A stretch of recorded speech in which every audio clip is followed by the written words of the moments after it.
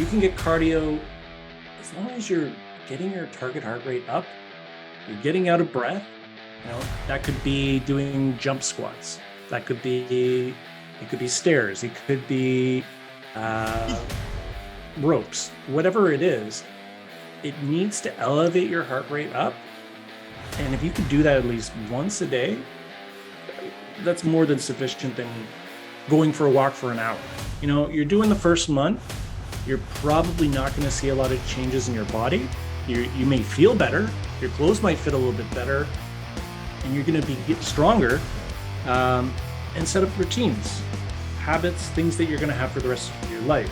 The other thing I find, though, is with online, is I'm there 24/7 for the client. Whereas in person, I'm only there for the hour.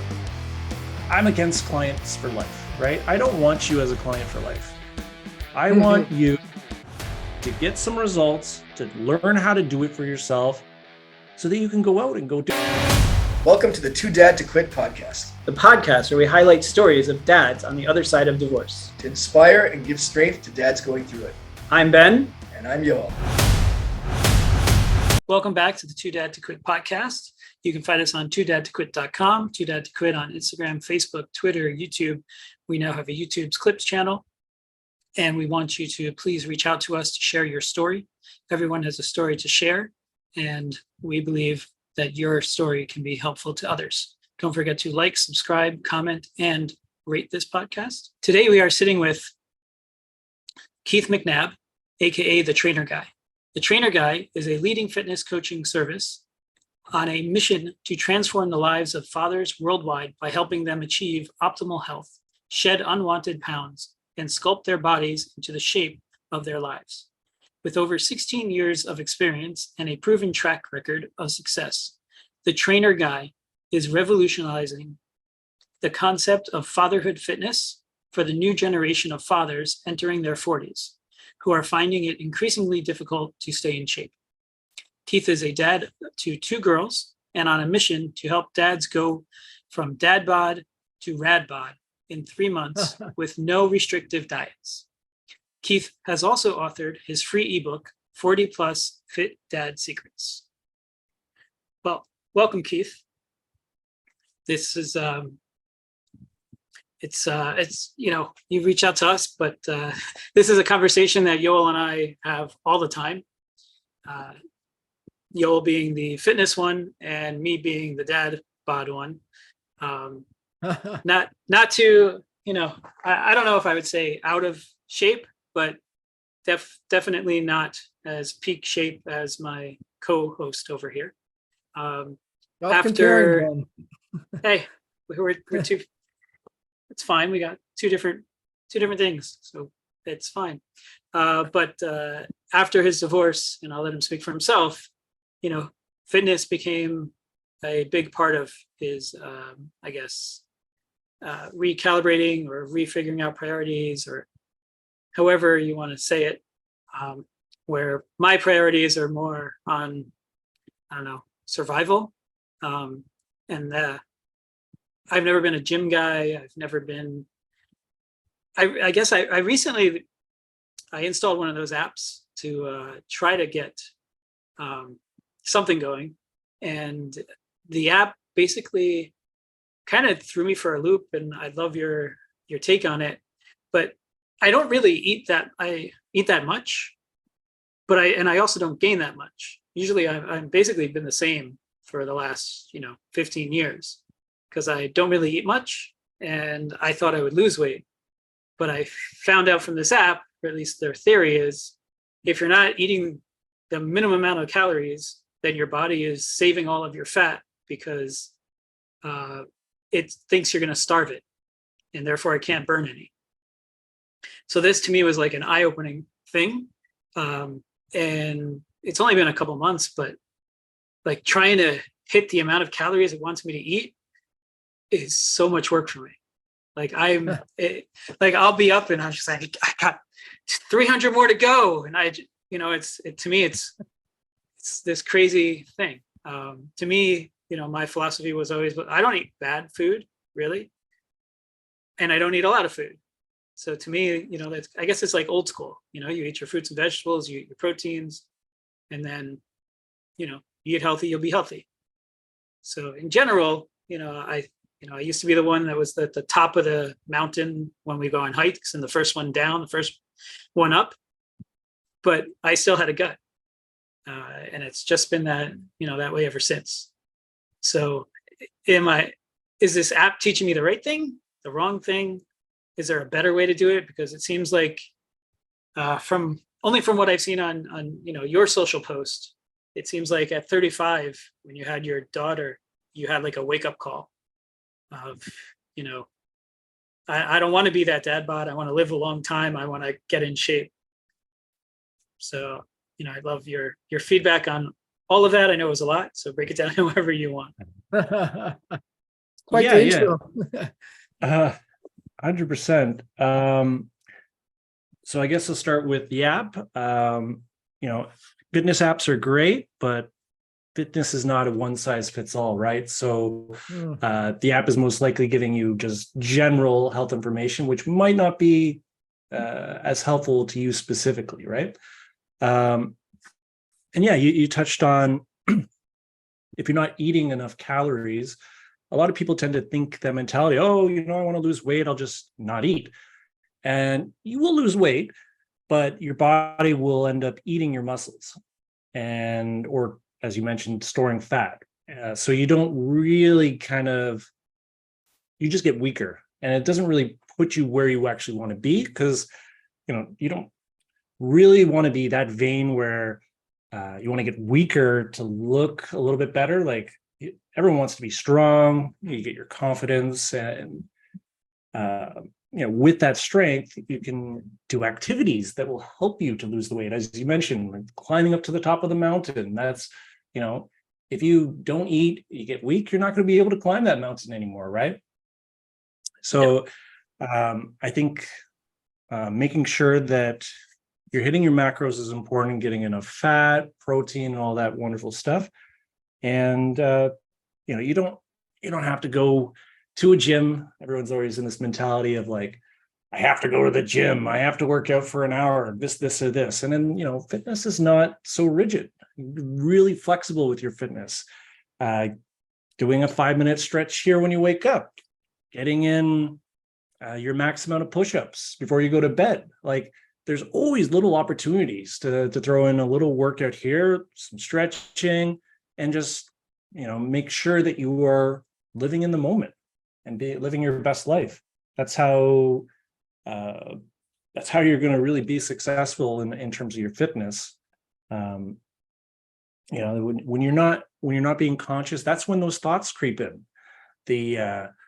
Oh, you don't want to do that, or let's eat this, or let's do that instead. And if you're not present and fully conscious, those thoughts will creep in and they'll take over you.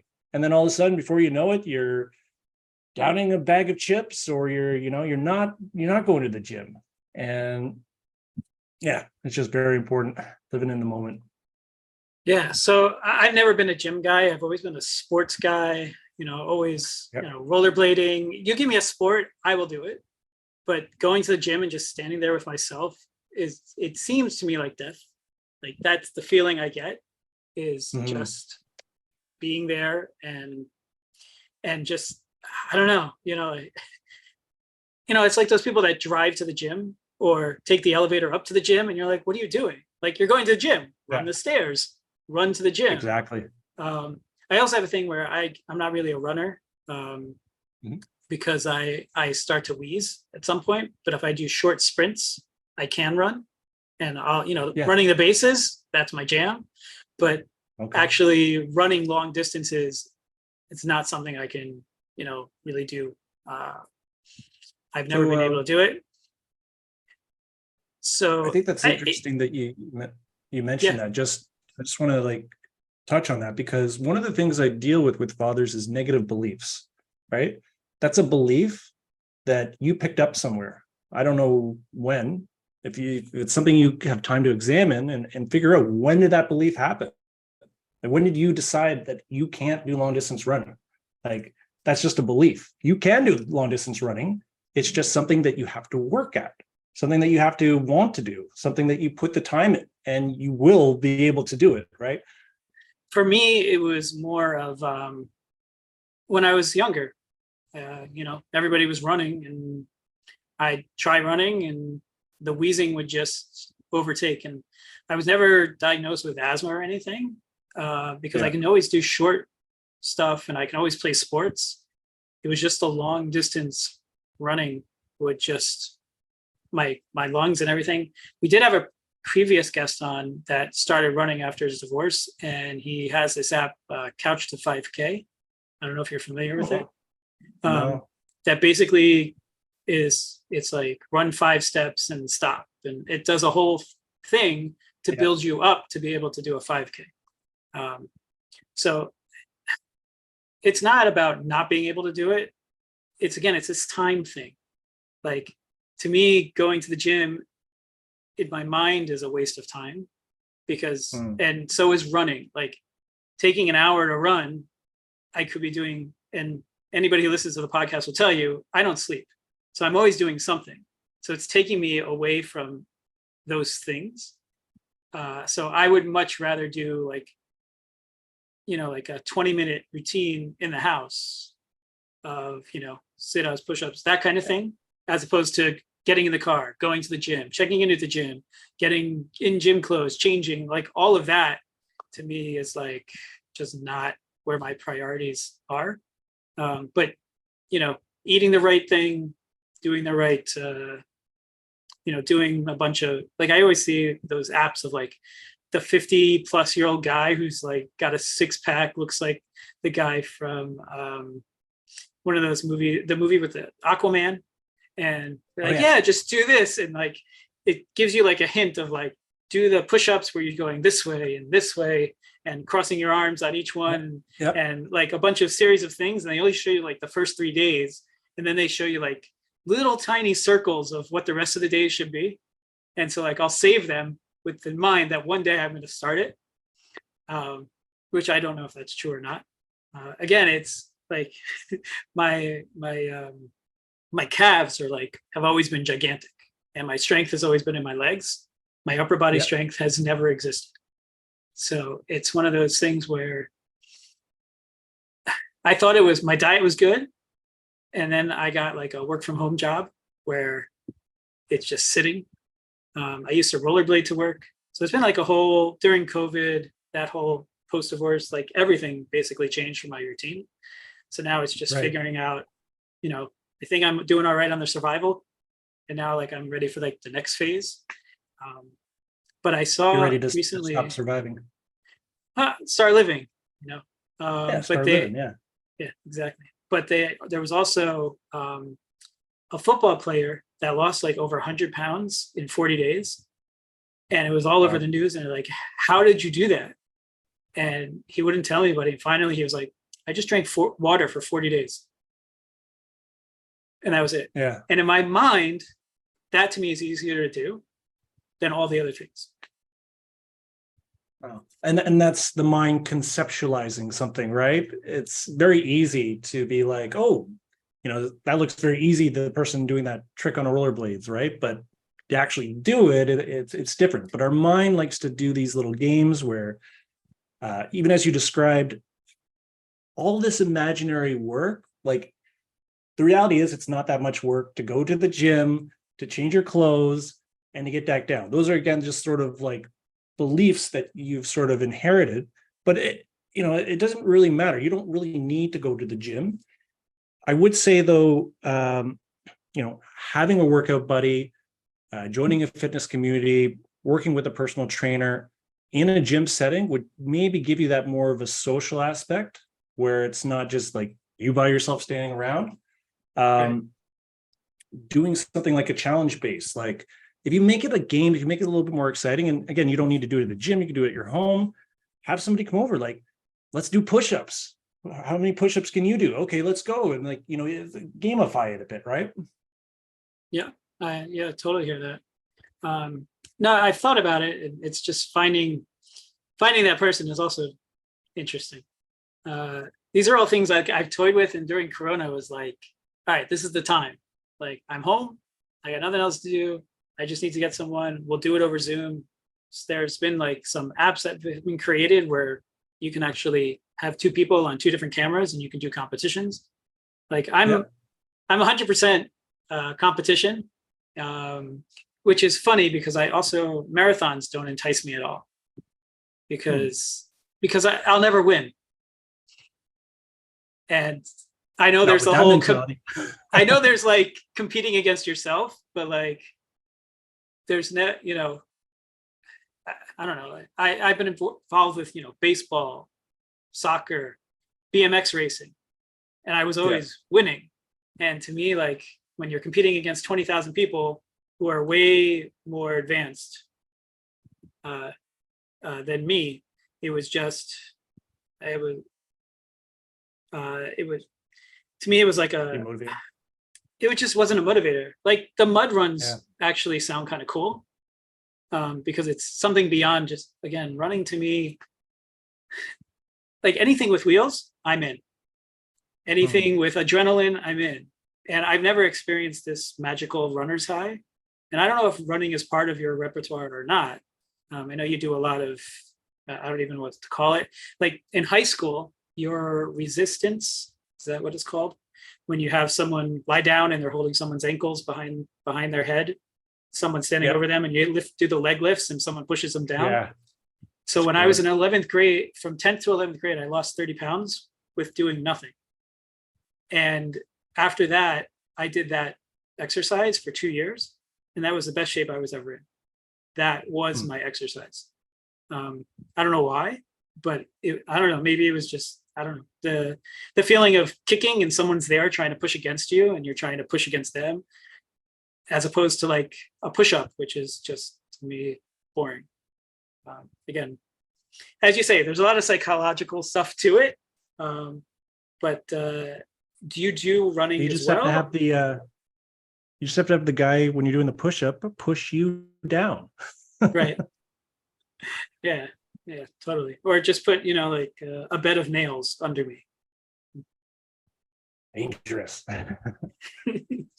Yeah, there's got to be something cool like that. Yeah. But do you do running also with your clients, or is it more, you know, those easier?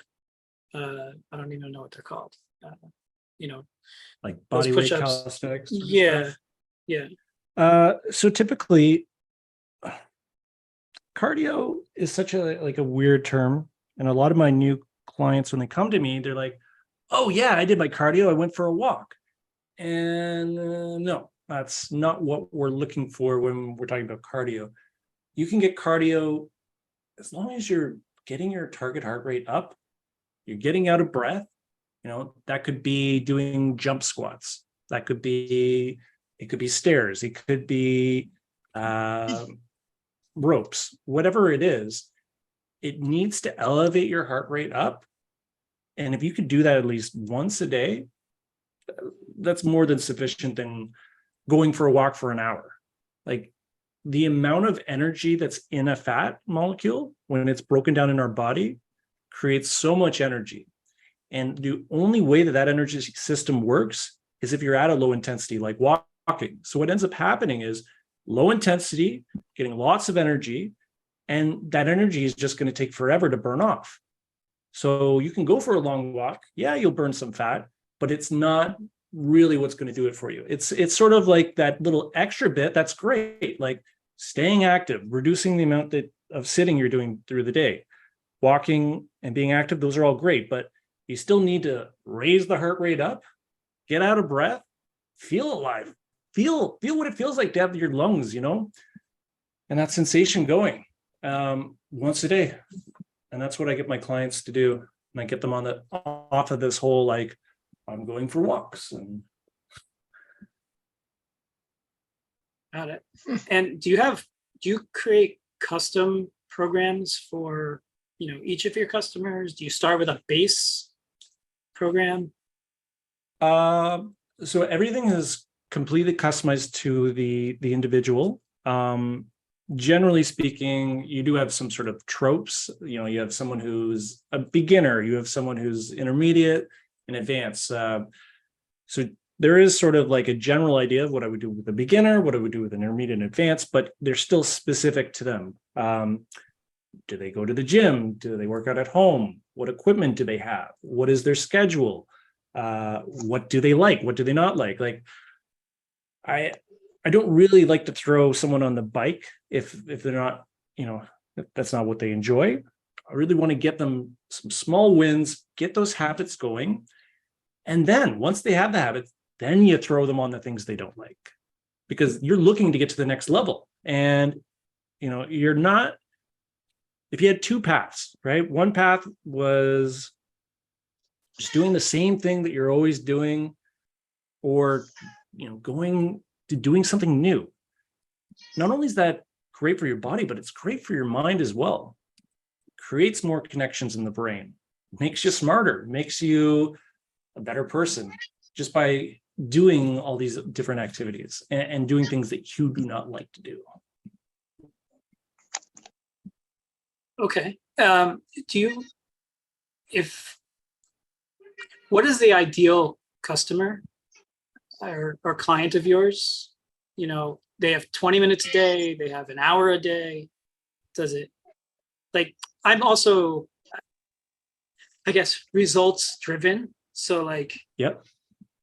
that I assume that first month is the hardest because you don't really see anything. And then once you get that month going, and then once you see that first results, the motivation is there. How do you get people to that point, of trusting that you know what you're doing? And, it's like, you have two daughters, if you go away for 2 weeks and you come back, they're totally different kids. But until if you're there watching them every day, you don't see it. Or you have like the cousin that sees them after a year and they're like, oh my gosh, this is the same kid. What happened to them? So, not being able to see the results on yourself during that, initial phase, how do you motivate people to keep going? 100%. So typically I do really, I'm results driven. And because of that, typically don't do 1 month packages. I make sure that I get at least a 3-month commitment for them. And I educate them, as you said, you're doing the first month, you're probably not going to see a lot of changes in your body. You may feel better, your clothes might fit a little bit better, and you're going to get stronger, and set up routines, habits, things that you're going to have for the rest of your life. So I make sure that they understand that. But what really is the driver is making sure that they have a vision. So a crystal clear vision that you can visualize, use your imagination. You can see yourself in the first person. You can see yourself in the third person. You can see yourself the way that you want to be. You can see yourself doing the things you want to do once you've reached that goal. That kind of vision, I get them to write it down, and it has to be so motivating for them that when times get hard and I want to quit, or that the voices in their head go, just eat this or that, refer back to your vision. And your vision should motivate you to go, now this choice that I'm at, is this going to serve me at my vision or is it not? Because what happens is if you don't have a vision, and this is true for fitness, this is true for life, you're just going to be on autopilot and you're going to end up wherever life takes you. But if you have a vision, you will be more likely to get to where you want to go. So we develop the vision, we develop SMART goals, something specific, measurable, action-oriented, realistic, and time-based. And these goals serve as a signpost to know that you're moving towards your vision. They're not something to get discouraged about, oh, I didn't hit my goal. Just lets you know how close you are towards your vision. The other thing we look at is negative beliefs. So I get them to identify as many as they can, and we try to figure out where they came from, figure out how we can replace it with a better belief. And then lastly, really is just coming up with a plan to overcome any obstacles that they have. Scheduling your workouts. A lot of the big time People go, oh, I bad time management or something comes up, and it's like, okay, well, schedule your workouts in. You know that that's the time you're going to do them. Don't let anything else like replace that. And if something does, you just need to reschedule your workout and actually do it. So it's a bunch of sort of things that we go through mentally. The biggest muscle that we're working on really in the first month is the mind. Wow. Interesting. Yoel, you were saying something about earlier about your mind and negative beliefs. Yeah, and again, I apologize. I've been having technical problems. I'm now tuning in from my cell phone. Sorry about that, Keith. Yeah, no, I was just going to say before, I was really relating to what you were saying, Keith, about the negative beliefs. And for me, I know you were talking before about walks and doing more than just walks, but for me, my fitness journey really did start with a walk around the block type of thing. Whereas I had that sort of idea as well. I used to watch people running marathons, and it was like, oh my God, like I'm never going to be able to do that. And you know what? To this day, I don't run marathons, but you don't have to do that. It can start with something as simple as a walk around the block and then sort of leading up to it. So the idea of negative beliefs, I think, is something that really speaks to me as well. It was just kind of like a mindset shift for me. It was like, oh, okay, I can walk around the block. And then that led me to saying to myself, okay, now I could jog for like 5 minutes. And now I average about 10, I do about 10K 3 times a week. And, Wow. that's just a part of it. It's actually interesting. I'm really happy you're on, because I have an intention to get a trainer. I'm just about to go on holiday, but when I come back, my intention is to get a trainer, because I really, first of all, just from what I've heard, other than the technical stuff where I was offline, but even the little I've heard, obviously I could see the value of what somebody like you brings to the table in terms of instilling that belief, the confidence, the all-around program, and also to know what you're doing. Like for me too, like Keith, forgive me if you talked about this and I missed it.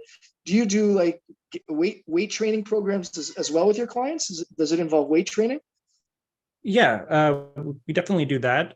It is geared towards the client. So if they have a gym membership, weight training. If they don't have a gym membership, they want to do home workouts, they don't have equipment, I'll give them body weight exercises. Everything is customized towards them, what they have available, their time. It's all about them. Right. And that's the reason I was asking specifically about weight training, because the other hazard, again, forgive me if you've mentioned this, is that, thankfully I did some very good work, but I also made some mistakes, I think, that have led me to have some issues with my arms. Like I'm having a lot of pain. And I think I could have avoided that had I gone to a professional from the start. So better late than never, but that's definitely a big value and something that you would bring to the table, because you can show people, how do you use the weights? Also, what is the best weight to use for your body, right? So, Yeah. for all our listeners, I can personally attest, it was good for me to do something. It's better than nothing in a certain, maybe. I mean, the long-term damage could be serious. So, you should always consult somebody. But I think it's so important to have somebody like you there to be able to help people, know what they're doing. Do it right. Yeah. If you're going to do it right. Yeah. Yeah, 100%. I guess it's great to find people that actually want help. I mean, I'll go to the gym myself, be working out, and I'll cringe when I see some people doing exercises wrong, and I'm just so compelled to go over to them and just tell them, hey, you're going to hurt yourself. You need to do this exercise like this. I show them, demonstrate it. And either I get, one or two responses, either really grateful or, like, go away. And it's just like, the people who are grateful for it, those are the people that I want to work with, right? Those are the people that everyone goes to the gym, not to go to the gym. They go for the results, right? So if you're there, you're doing something wrong, you're just wasting your time, and you can most likely hurt yourself. And then maybe, you're just not able to work out at all. And it's like making sure that you understand what you're doing, because there is a risk involved of injuring yourself, and just maximizing your time. Like, you can go to the gym, you can spend a year lifting weights, learning all that stuff, or you get the fast track shortcut and have someone explain it to you, show you how to progress the exercise, regress the exercise. Because that's a big thing too, is people will pick an exercise, for example, a push-up, right? If you can't do a full push-up properly with good form, then you need to go on your knees. It doesn't matter if you're a guy or a girl. You just need to regress the exercise down to what you're capable of doing. Once you've done a couple of them on your knees, even if knees are too hard, you can regress that too. You can do more of an incline push-up where, on a counter, right? That's even easier than on your knees. So that's regression. Progression would be taking that push-up and putting your feet up. So your feet are elevated and your head is down. That's going to be harder than a push-up. So regressing, progressing, just maximizing your time, being efficient. Love that.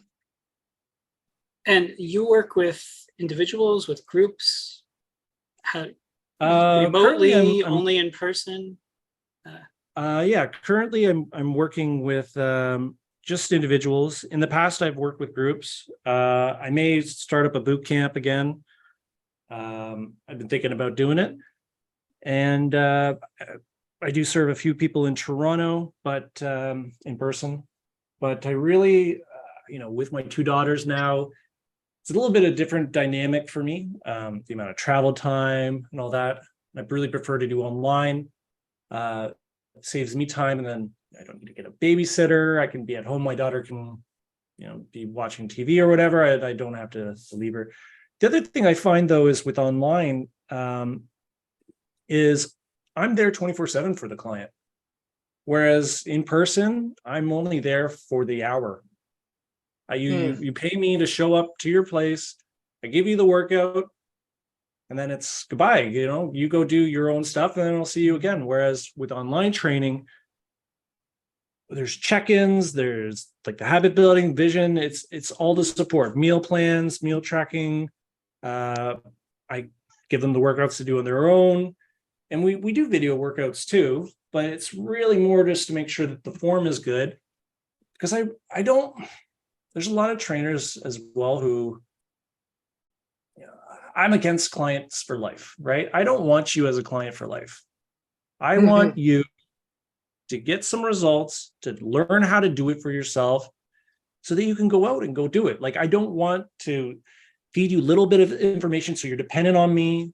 And, I want you to get going. I want you to get your results, be happy, and then go tell other people about your story, about how you were successful, and I'll get more clients that way, right? That's such a better way to do it.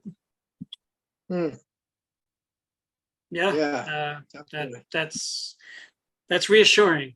It's a funny world out there. You have coaches popping up every 2 seconds for every possible thing in the world. And, I grew up with a mother who basically went to all these motivational speakers and conferences, and she learned a whole bunch of skills, but she never actually put them into action, and she just kept going and going and going.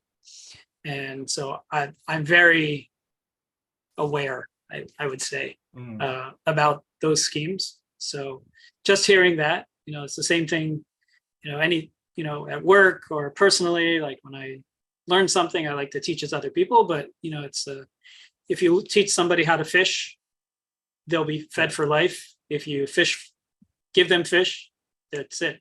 It's one meal. It's a great philosophy to have. And your background, it's self-taught. It's like a physical therapy background. How did you get all this knowledge? So I've been certified for 16 years now. I got certified through CanFit Pro, which is Canada's fitness version of the certification. And just a lot of continued learning. I have a network of personal trainers who I associate with, who that's the big thing too, is that, as a personal trainer, people think like, oh, you just go do it on your own, but no, the personal trainers use personal trainers too. And that's how, and that's how I'm able to improve, right? Because they'll have some new tips, they'll have a new exercises, or they'll be able to critique the exercises. We're never looking for perfection, but we strive for perfection. So there's always ways like improve any lift that you're doing. Like maybe your arm position was off by like a few centimeters, or your foot position. There's always something that somebody else can teach you about what you're doing to improve it. That makes total sense. And I really like this story about when you had your daughter and at 35 and there was something that, I don't know, it seemed like something was awakened in you that you needed to take everything to the next level. Unless I'm making it up, but if it's true, I'd like to hear your story outside of just what was posted on social, because I think a lot of 100% parents can relate. I had my first daughter back in we had our first daughter back in 2016, and around back then I was sort of I kind of did burn out in my job. I've learned a lot in terms of business, and I was just working 25/8, no vacations, no weekends, and I got to the point where I wanted to start handing stuff off to other people, get a marketer, get a salesperson, this sort of thing, but I just didn't.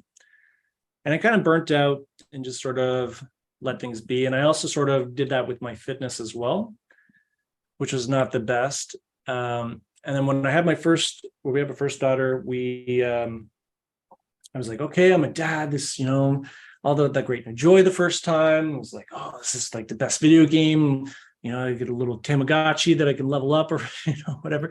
So I started to want to be, better for her, and I just couldn't get back into that routine that I had. I would start one up, and then something would come up, or I just get discouraged because what typically happens is you haven't worked out for a year. Most people, then they'll go hard for a month, and they're putting in way more effort. They're trying to squeeze like a year's worth of effort into a month, which is kind of what I was doing. But the big fundamental thing that I was not doing back then was vision, beliefs, obstacles. I wasn't doing that stuff. So I had to look inward, and I said, we had my second child, and then we ended up splitting. And because of that, I started doing some soul searching really hard, really deep. I was always a picky eater. And that was sort of something that kind of stopped me. Even way back before my daughter, I was in good shape, but didn't really have a six pack. I could lift my body weight like 20 times and pull up 20 times, but just had that pouch or whatever, right? So doing the soul searching, I just realized that I'm going to have to actually change my eating habits if I want to lose that. And I'm like, is this important to me? Yeah, it's important to me. I want to make sure that my health is secure, because I saw myself becoming Homer Simpson. I saw myself. I did. I saw myself becoming stupider. I saw myself becoming lazy. I saw myself on the couch watching TV, uninterested in life, and uninterested in my daughter, really, as much as I want to play with her and all that, just stuck in my own head. So it was amazing to be able to just accept that was the situation, and because I accepted it, I was able to then work on it and improve on it, and I developed my vision. So this is, I want to have that six pack. I'm going to have that six pack. And between, the 5 months that it took to get it, there was lots of struggles. There was lots of hard times, but my vision would always refer back to that, almost like a balancing, what are they called? The scale, I guess.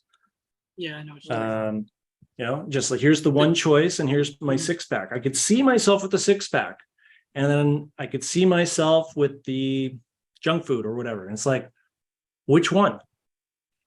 This is the one I want. I want the six pack. So I'm going to do the things that are going to get me there. Hmm. Wow. Do you are you into any sort of books, like spiritual books, or was there anything like, to supplement the physical side? Although I'm a big believer, I always say that, like, for me, the physical transformation, not that I'm not in the shape that you're in probably, but like, I was definitely a lot heavier, prior to my divorce. So for me, the physical transformation affected my mental state in many ways. So I'm curious if, like, you have some books, some favorite authors or something that you use to, with your, Yeah, for the visioning you're talking about. Yeah. yeah, for sure. I think like just they didn't like specifically mention vision in it, but it just some great books. The Power of Now. Yes. If you're Eckhart familiar with Tolle. that one. Yeah, that one was a huge one. Just living in the moment. When you were disconnected, I mentioned about how you know if you're not living in the moment, these negative thoughts, these negative beliefs can creep in and take over you, and Mm, so it's just trying to be in the moment as best as you can, so that you're aware of when these things happen. And if you can mm, become aware of those thoughts, then they will have no power over you. And they have no power right. over you, then you're good to go. But the second you let them creep back in, they have that power.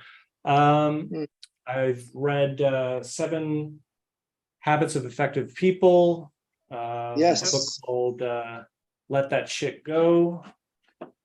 Huh. Oh, that was interesting. That one I haven't heard of. Who wrote that one? That's interesting. It's by Nina Perel and Kate Petrie. Wow. Well, I guess if I Google "let that shit go," I'll probably find it anyways. But Either that sounds. that Is or that a Frozen. good? Yeah. Sorry. I said either that or Was Frozen. that Oh, yeah. This other one, and I just recently finished Leadership and Self-Deception, Getting Out of the Box. This was by the Erblinger Institute. This one's actually a really good one for business because it deals with sort of living in the moment, but also more in like a business setting. Um, how to not like, they talk about the box, not what am I trying to think of say? Not when you deal with somebody, another coworker, you want to treat them as a human. You don't want to treat them as an asset, or you treat them huh, as a non-human, right? Or you don't want to be in this mindset of speciality, like, oh, I'm working so hard for this company, I travel an hour to get here, I'm not seeing my kids, and this, like, that sort of mentality. So it deals with a lot of that, and correcting. But yeah, those sort of books have really helped me to improve my mindset and um, try to seek enlightenment. Um, I feel like I might have gone there a couple times, for just a moment of clarity, where just all the colors mm, become vivid, all the just my mind becomes silent, and it's a wonderful state to be. Just kind of hard to get there. yeah. Yeah. Well said. Beautiful. Love that. And 40 and above, getting getting to be active, people can have kids ranges, like 5, 6 to like 20s, right? And trying to keep up with all of Yeah. them, it's a huge motivator to get fit. Have you seen a change in your relationship with your daughters since you've, you know, taken over this new focused 6-pack mindful guy? Yeah, big time. She's eating healthier, right? That's the one big thing that I would say I notice, is that I'm cooking her meals. My older one stays with me Monday to Friday, and the younger one I see once a week. So the older one, I'm cooking her meals. And before, if you're going and getting McDonald's or fast food, you're most likely getting it for the kid as well. And of course, the kid's happy to get it, but you're not setting them up for life. Yeah. You're creating, I don't want to blame my parents, but like, McDonald's was the reward. You got good grades, let's go to McDonald's. We're gonna go out for lunch, going to McDonald's. Like it was like Yeah. that became like the specialty. And as an adult, it becomes hard because you have to rewire yourself to be like, I want a reward. Well, it's not going to be McDonald's. Like it's got to be something else, right? Yeah. So that side has been the big one. But yeah, I've been taking her rollerblading. So we go rollerblading together. And just our bond is better. We're spending quality time together. She's not on the screen as much. She's still on the screen, but not as much. And that's time where she's off the screen, and I can more equipped to be able to help her as a dad because of that. In that situation, I can be like, so what's going on with school, or what do you want to do in life? Or I can kind of have those talks in that setting where if she's on the screen, it's like, get off the screen, let's talk about life. It's sort of like, then she's gonna be like, it's not receptive. So I think those are the two big things that I've noticed, at least, that have improved. Amazing. And this being the Two Dad to Quit podcast, we do ask our guests to share with our audience a moment when they were the most proud as a dad, and just a moment you think of and your face just lights up with pride. And I was a dad, this is my dad moment, it was all worth it until now. If you can share one of those stories with us, we'd really like that. Yeah, that's there's so many. I guess the first one that comes to mind would be seeing my older daughter read to my younger daughter. That was just sort of like, because she's been working so hard to learn how to read, and then to be able to read to her, it's just the sweetest thing. And I was so proud of her. Nice. Amazing. Yeah, I know exactly what that's like. I have my middle kids setting up my living room as like a school for the youngest, and they'll be like, all right, let's do math today, and they'll use the patio window with erasable markers and just set it up, and they'll sit down for hours and just teach her stuff. Wow. Yeah, That's awesome. Yeah, so I know exactly what you're talking about. It's really cool. And not to me, because I didn't do that. It's all them, but just the fact that they feel comfortable and they're yearning to learn is beautiful to me. Well, you did, you did something right with the older one, that they have that mentality, right? So yeah, I'm saying directly. Correct. Right. So the always learning, always wanting to learn, give to others, that's all there. This particular thing was not me. I didn't say go in the other room and go teach her something. That didn't happen. And the other thing we like to leave all of our listeners with is some advice you would give to any dads that are going through a struggle in their relationship with their health, kind of to refocus we can focus it on health, actually. I think you probably have a lot of wisdom in there, coming from some guy. I feel like I'm the before picture and Yoel is the after picture. So stop it. Yeah, words of wisdom, I would say, get out of your head, just do something small and feel good about it. Because I've had a couple of dads come to me and they're all ready to start the training, and then they had a stroke, and I'm not going to train them. I'm not going to deal with somebody who's compromised, and I send them some exercise, they have another stroke. I can't help them anymore, right? So you don't want to be that person who puts off their health, who is not a leader for their family. Like fathers who are healthy, there was some study, I don't have the statistics, but when fathers are healthy, the family's more likely to be healthy. And it's so important. When we see like tropes, again, back to Homer Simpson, right? You have Homer Simpson, who's not a good dad. The reasons are, he doesn't take care of himself. physically, mentally, spiritually, and he doesn't take care of his kids. Like, Bart's not very healthy. Lisa's smart, so she kind of does whatever. But and then you look at the other example on The Simpsons. They'll show you the good dad. He'll be very handsome. He'll be very fit, and he'll have all the qualities of somebody who's like healthy and doing the things that you need to do as an adult anyway. Like, come on, you got to take care of yourself. Like, you're an adult. You have kids. Enough is enough. Like, your mom's not going to make you do it. You got to make yourself do it, and it's going to be worth it. It doesn't have to be crazy, but something has to be done. Yeah, I heard that somebody asked John Goodman what made him get in shape, and apparently his doctor or his trainer said there's no obese old people, and that was it. Yeah, that's a great point. That's a great one. Yeah, Pain is the motivator. Yeah. So Yes. on that note, we really appreciate your time, Keith. This has been amazing, and Thank you, I'll have Keith. to My apologies download the again for ebook.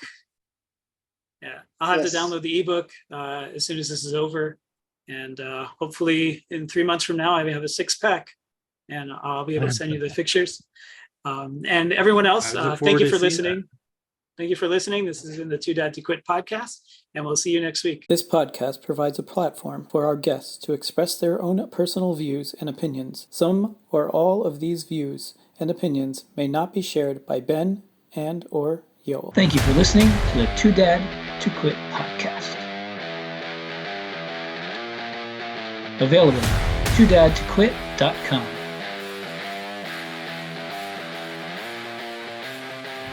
Thanks for listening, and don't forget to subscribe so you don't miss the next episode.